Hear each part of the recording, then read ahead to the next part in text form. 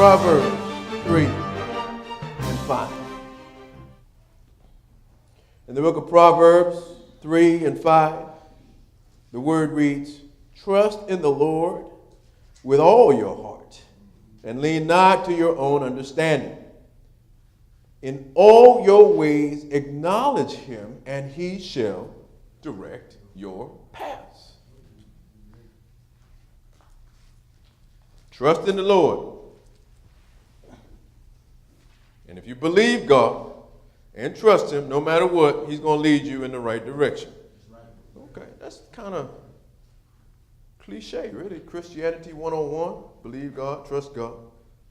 Basically, lean on God's promises. Stand on his word. He's a man that he would not lie. So if God said it, it must be done. And we believe that. And we believe it, and we know it, and we probably heard this since we were little children. But sometimes when we walk in this walk, and sometimes when you're going through these incredible trials, and sometimes when you're waiting the extended period of time that God often causes you to wait for some of the larger promises that he has for you, especially individually, sometimes we start to view God's promises the same way we view the promises in our humanity. Amen. If I make you a promise and I fully intend to carry it out, it's cool. But a year from now or 3 years from now, I can't be expected to really feel the same way. Right. 10 years from now, 25 years from now, I can't really. Can you really? Think about it. How many promises would you really be expected to keep 25 years later? Maybe a mortgage, maybe. Maybe a marriage commitment, maybe.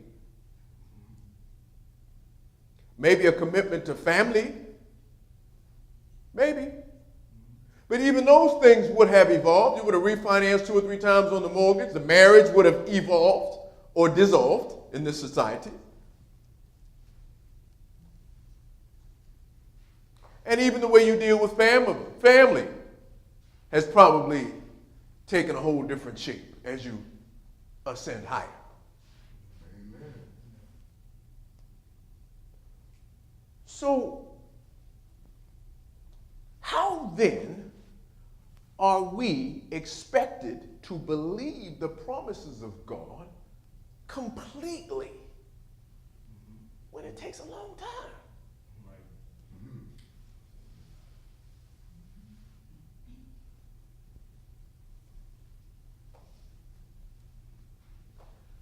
The father of faith is often referred to as Abraham. Abraham believed God and he trusted God.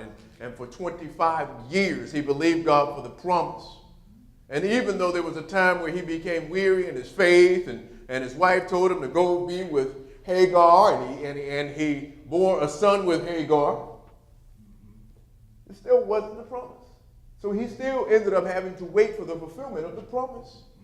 25 years. The man was almost 100 years old when the promise was finally manifest. Man, that's a long time.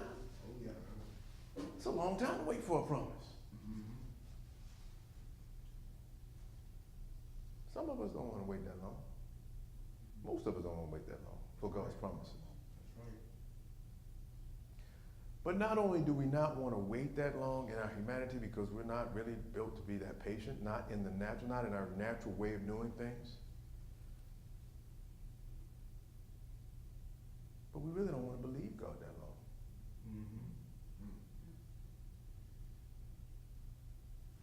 Can I be honest with you?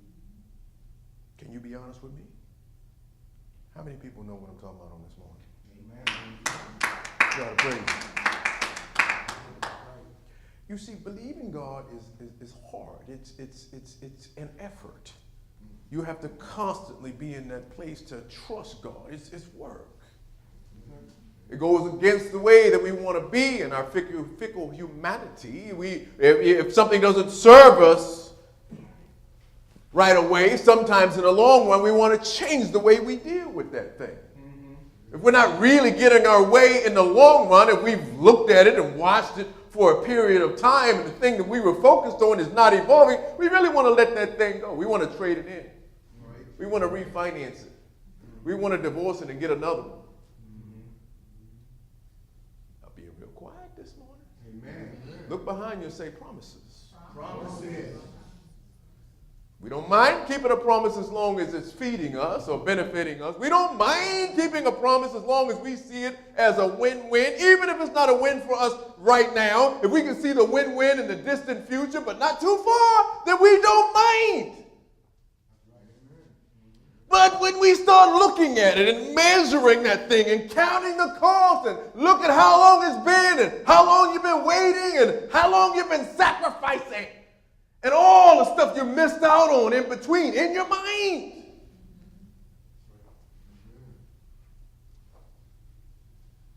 We want to take back that pinky swear. Let me unpinky swear. Let me unpromise. Let me divorce myself from this contract. God? Let me back up a little bit because I didn't sign up for this. This isn't what I thought when I got into the promise. I didn't know it was going to take this long. And that's great for Abraham, but I'm not Abraham.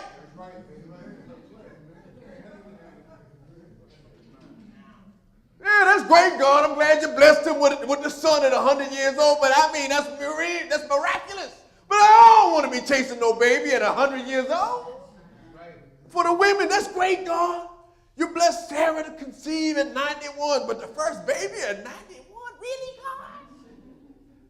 I would imagine for most of you, you've been contrasted and conflicted. You've seen the promise that you've been waiting for. It feels like it's never going to happen. You're in the middle of the wait. And I would imagine the enemy's been playing with your mind, telling you that, you know what, if you hadn't waited this far, if you hadn't been in this deep, you wouldn't be in this situation right now. Yes, you may be chosen, and yes, you may have a special call in your life. God has a special purpose for you, but really, you didn't have to be that special to be happy. That's right. Amen. Amen. See, you could have been happy with Boo Boo and them and Kitty Cat and her friends, and you could have stayed where you were in your condition, and you could have had everything you wanted right now. Right? Oh, I know the devil's been dancing in your mind lately. I know.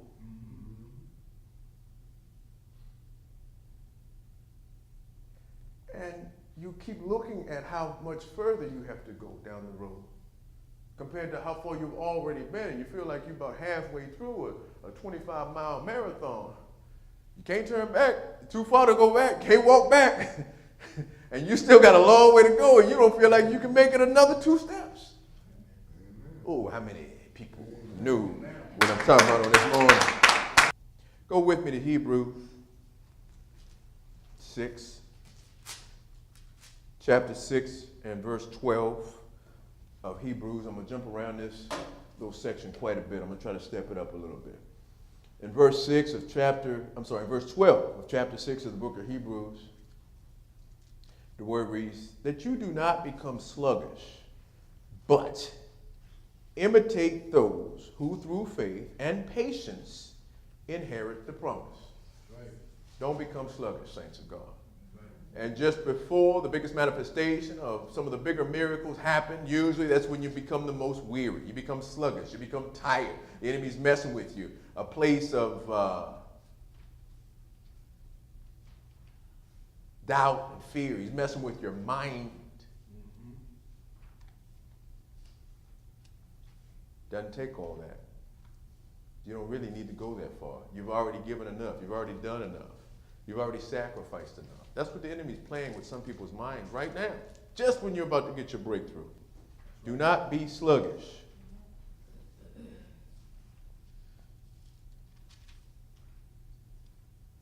Go with me to verse 10 of the same place. For God is not unjust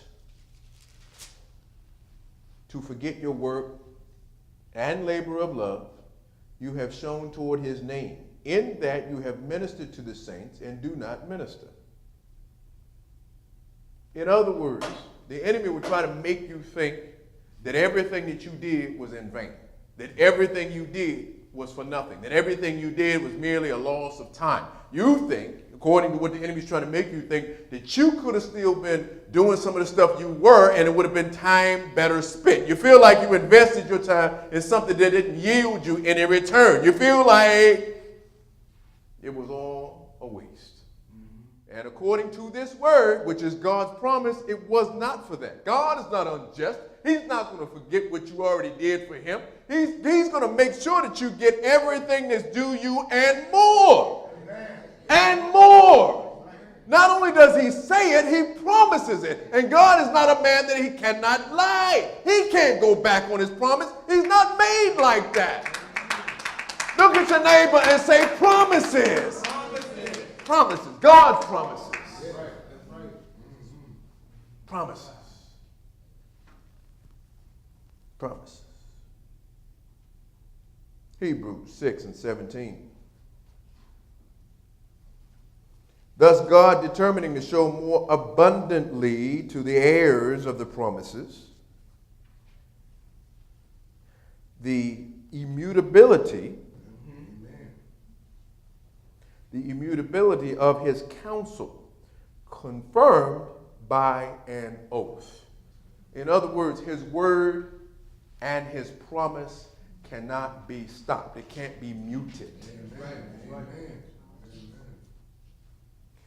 That by two immutable things in which it is impossible for God to lie, God cannot lie, we might have a strong consolation who have fled for refuge to lay hold of the hope that was set before us. Right. Amen? Amen. This hope we have as an anchor of the soul, both sure and steadfast, and which enters the presence behind the veil. Right. Amen. Amen. In other words, even though you can't see it right now, he's got you anchored behind the veil. He's got you anchored in his presence. Even though you can't see it in your natural eye, you can't even see it sometimes in your spiritual eye. Sometimes it feels like it's never going to be manifest. But he made you a promise. And the promise is rooted, it's anchored in the center of his magnificent presence. Amen. Amen. The word goes on to say, where the forerunner has entered for us, even Jesus becoming the high priest forever according to the order of Melchizedek. The forerunner. At this time in history, a forerunner was a small boat. And oftentimes it was sent ahead of the big ships. The big ships would want to come, and they wanted to come into the harbor to anchor. But sometimes the storms would not allow them to come into the harbor. So they would send a smaller boat into the harbor, but the anchor from the larger boat would be on the smaller boat. Mm-hmm. So the large ship would stay on the outside. They send a little small forerunner boat with the anchor. They would take the anchor into the harbor and then drop the anchor in the harbor. So the larger ship would be anchored in the harbor even though it was out on the outside of the harbor. And that's what the word is saying that Jesus has done. He's gone ahead of us, and he's taking the anchor. He's anchored us into the full-blown presence of God. Even though we're on the outside and we can't really get the benefit of feeling like what it feels like to be inside the harbor completely, but we're anchored in that place, and it's one of his divine promises for us. Amen. You're already rooted and anchored in the center of his supernatural harbor. His promises will not go unfulfilled. Amen. Look at your neighbor and say promises. Promises. Well, what does that mean, man of God? Let me give you a few examples. God, by virtue of his promise, was able to part the Red Sea for Moses. Can you imagine the enormous pressure that Moses felt as he's running from Pharaoh? But not running only for his own life, running with 3 million people. 3 million people that he's leading. And he's got his back up against the sea, and his enemy is coming to kill him. Imagine the pressure. God was the one that commanded him to lead those people. Therefore, it was God's promise about his provision and having everything he would need to do what God called him to do. Amen. So in a situation that looks absolutely impossible, God put him in a place to get the glory by parting the Red Sea. Oh, you ought to praise him right there. Promises. How impossible is your situation right now? Is it on par with having 3 million people dependent on your leadership for their very lives? If God did it for him, he can certainly do it for you. God is more than able to make the moon and the sun stand still for 24 hours. He did it.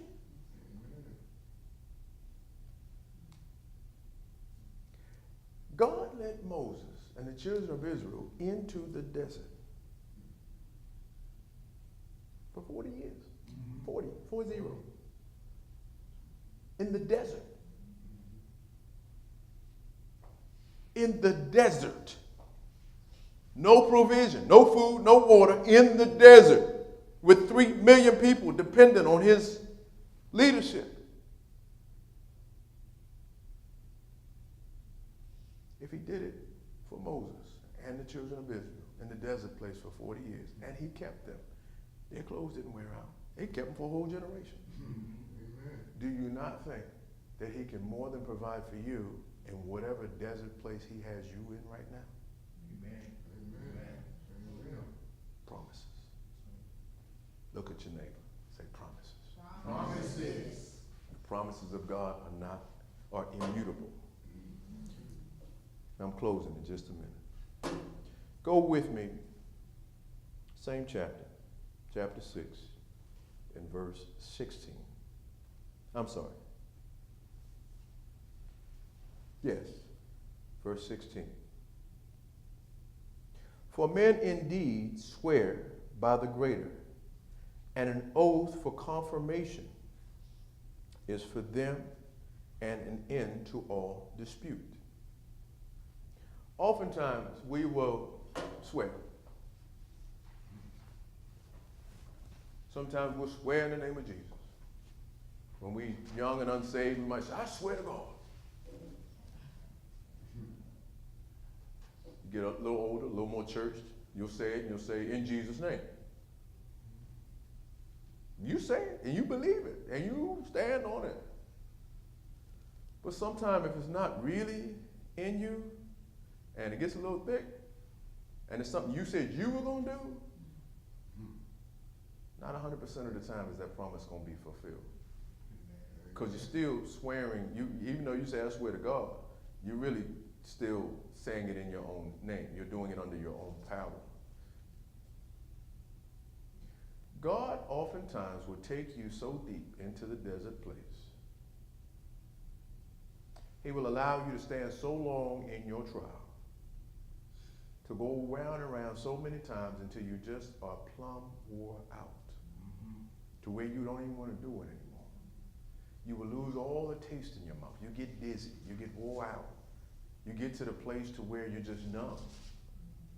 You'd be tempted to go back, but you can't go back. There's a hit on your head. You know that. The enemy would take you out if he gives you. You can't go back. God's already dealt with you on that. You can't go back.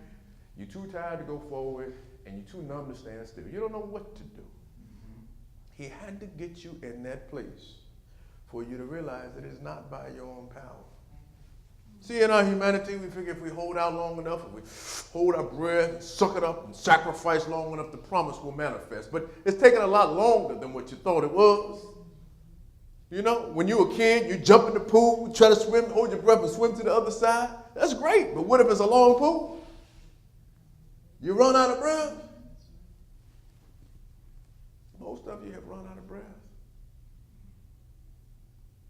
You've run out of your own steam. You run out of your own wit. You have tried to figure out what to do. You can't. And the more you try to figure out what to do, the more it feels like supernatural quicksand for what you are in. And you're so sick you don't know what to do. You still love God. You love him in every other way. It's just this one area that you just don't know what to do. You're so sick and tired of being sick and tired. I got a question for you. I need you to tell me the truth. You gonna tell me the truth? Yes. You promise? How many people know what I'm talking about on this morning? Amen. Amen. Give the Lord a praise if you know what I mean. And he's saying to you on this morning, that's exactly where he has to have you right now. It's exactly where he wants you to be. If he has you in this place, then there's absolutely no doubt that it is God when he brings you out. It's not you. It's not your own power. It's not you holding out. It's not your prayers and your fasting for the manifestation. Although that's good, you draw closer to him. But you weren't the one that came up with the promise to begin with. The promise that you're believing him for is something that he imparted in you. Amen. And isn't it funny that the further the promise seems to get away, the bigger that it seems to be? The bigger that it is, the closer that it seems. Right. It's right here, but it's so far away. Oh, how many people know?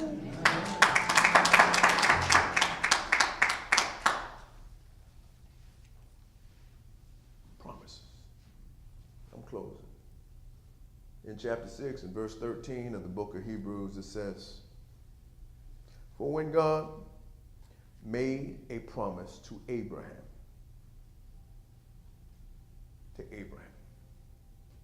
What if we say Abraham? What if we take his name out and put your name in there? Amen. When God made a promise to Pierre, because he could swear by no one greater, he swore by himself. See, that's it right there. It wasn't. The way we look at it is a one-to-one. We look at it like we little kids with the pinky swear. But it's changed now, so it's not really the same promise. So we look at the way we did when we passed the note. Do you like me? Yes or no? Check one. And do we go together? Yes. And that was good for 2 weeks or 3 months or whatever. And it's the same way we look at the promise that we made to our parents as teenagers to clean the room or to cut the grass just so we could get out the house. And sometime you would do it, and sometime you wouldn't. Sometime you would have do it. Or we look at it like the promises that we made to ourselves.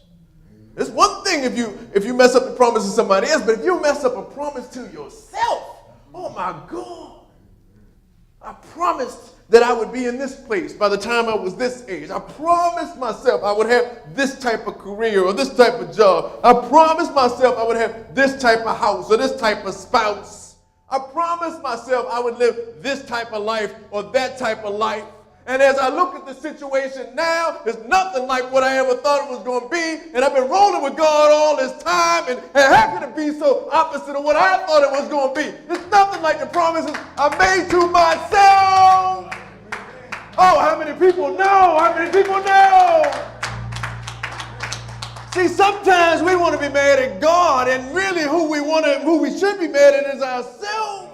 See, he took the promise that we had for ourselves and he blew that thing up and he made it bigger and better than we ever thought possible. And then he made us go through this supernatural obstacle course. And it was cool at first. And then it was okay. And then if I could just hang on and endure. But now, I just feel like I'm at the place where just running out of breath. Breathless. In the promise.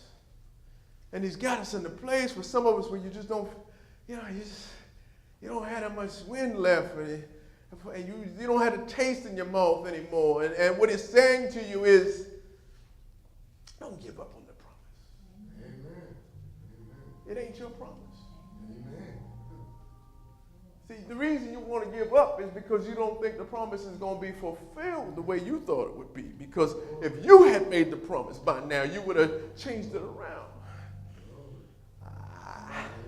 Oh, that hurt a little bit, didn't it?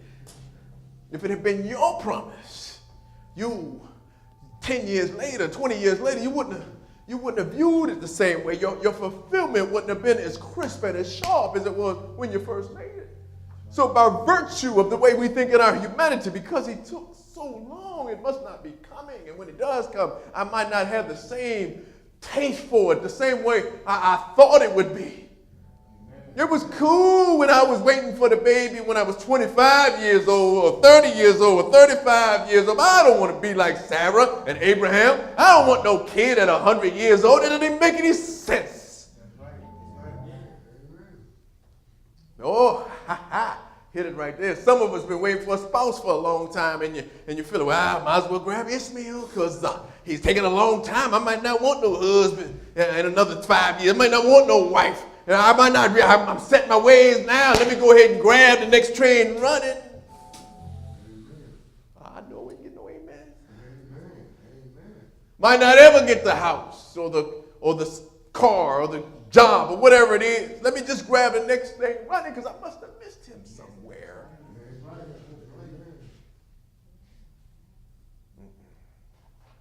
He says he's not a man that he cannot lie. His promises are immutable. His word is immutable. His promises are now. If you can stand and believe him, he swore the promises to Abraham, which would be you. He swore by himself because there was no one greater to swear by. He couldn't do it by a human because we might change our mind. He swore by himself. Look at your neighbor. Say he swore by himself. By his own name. And in his promise, he says, surely, blessing, I will bless you. It's going to come in the form of multiple blessings. And the blessing itself is going to continue to bless. It's an ongoing thing. You see, we think that once it manifests, it's something that's one time and it's life-changing, but it's just one picture frame. But it's like a motion picture of continuing blessings, multi-dimensional blessings. And while you're being blessed to bless, he's also multiplying to multiply. So it's a series, it's a double whirlwind of blessings continuously and progressively every single day for the rest of your life.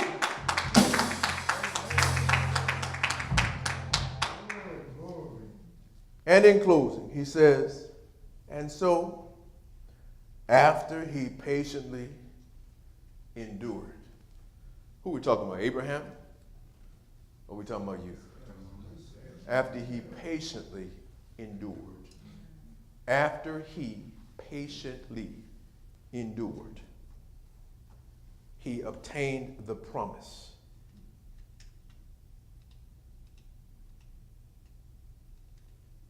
I could leave it there. Matter of fact, I think I will. So after he patiently endured, after he patiently endured, after she patiently endured, after she, he, me, after we patiently endured, then we obtained the promise. Amen. So what am I saying? In closing, I know it feels like the taste is being taken out of your mouth. I know it seems like God's taking a long time. I know it seems like it may not happen the way you thought it was.